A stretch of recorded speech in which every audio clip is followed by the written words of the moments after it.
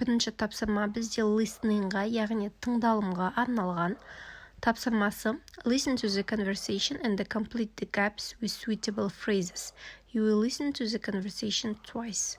Диалогты тыңдап, біз осы сөйлемде тастап кеткен сөздерді, фразаларды қоюымыз керек және сөйлемді мағынасына қарай аяқтауымыз керек. Диалогты 2 рет тыңдауға рұқсат берілу керек. Біріншісіне назар аударатын болсақ, бірінші суретте. Hello, mom. We are having fun at the beach.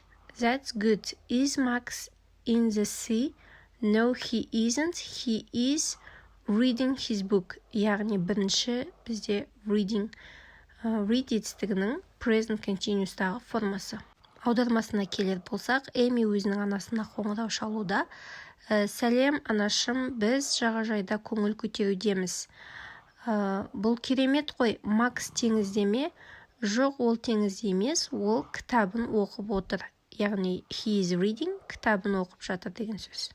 Екінші суретке қарайтын болсақ, Amy's mom is Holly in the sea? No, she isn't. She is playing with her ball. Play етістігінің present continuous'тағы формасы. Аудармасына келетін болсақ, Эмидің анасы сұрап жатыр, Холли теңізде ме дейді.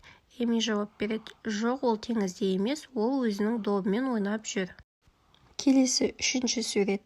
Leo is in the sea. Oh yes, Leo likes snorkeling.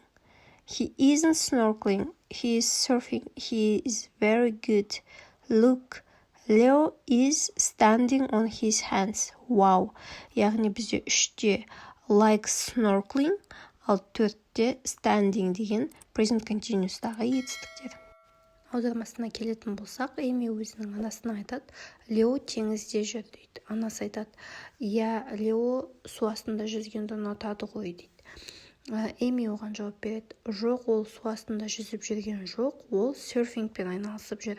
Ол өте керемет дейді.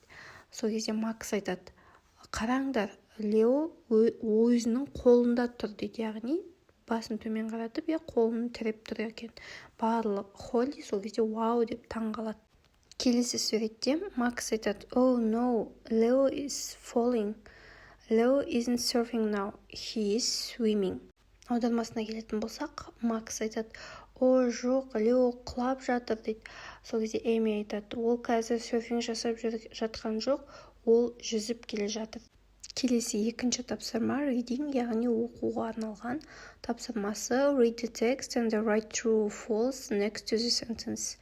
Мәтінді оқимыз және төменде берілген мына сөйлемдердің дұрыс немесе бұрыс екенін анықтаймыз. Бірден осы сөйлемдерден бастайын. Бірінші сөйлем Lisa is in Australia.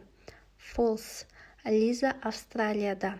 Бұл дұрыс емес сөйлем, себебі мына сөйлемге назар аударайық. I'm having a great time in Spain дейді, яғни мен Испанияда өте керемет уақыт өткізудемін деп тұр.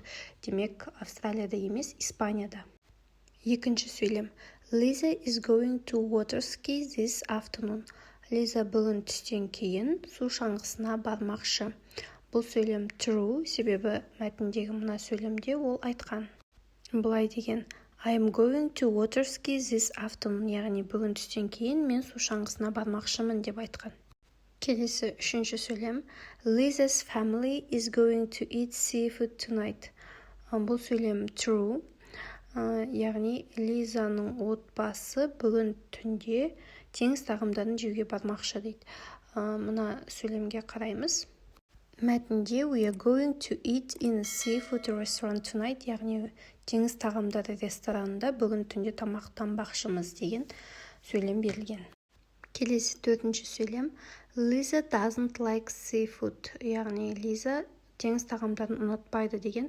Бұл сөйлем бізде false болады, себебі мәтіндегі мына сөйлемде I love seafood, яғни мен теңіз тағамдарын ұнатамын, жақсы көремін деп айтқан. Келесі бесінші сөйлем Lisa is going to buy Ellie a present.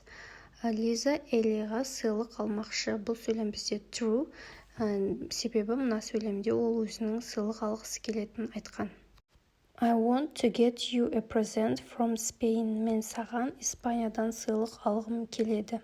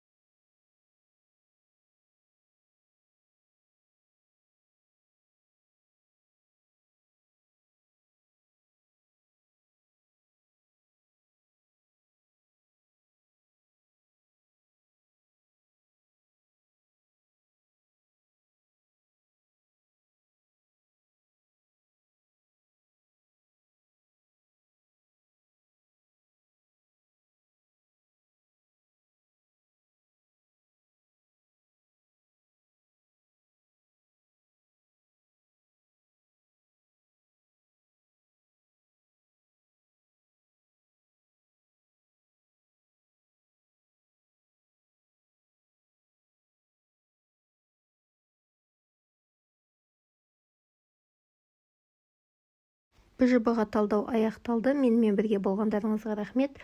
Каналға тіркеліп, видеоға лайк қоюды ұмытпаңыз.